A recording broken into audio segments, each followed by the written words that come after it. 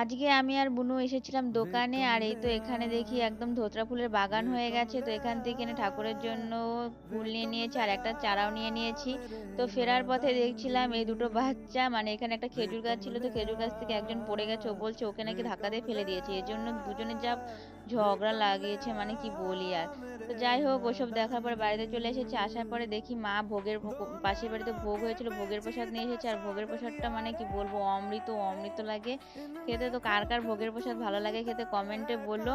তারপরে এই দেখো, এই পাগল হয়ে গেছে না কি হয়েছে কে জানে, কে একা একা এরকম ডান্স করছিল, বলছিল আমার বিয়ের নাকি রিহার্সেল দিচ্ছে, বিয়ের পাত্তা নেই। আর ও দেখো এখন থেকে কি শুরু করেছে, পাগলের পাগলামি কাণ্ড। যাই হোক, কালকে আছে একাদশী। তো এখানে আমি কাকির সাথে মানে ওসব নিয়ে কথা বলছিলাম। তো কাকিকে ক্যামেরায় আনিনি, লজ্জা পাচ্ছিল। তারপরে এই তো রাত্রে ডিনার করার পরে আমি আজকে ব্রাশ করে নিয়েছি, কালকে ব্রাশ করা যাবে না। তো কাল দেখা হচ্ছে নেক্সট কোনো মিনি ব্লগে। রাধে রাধে।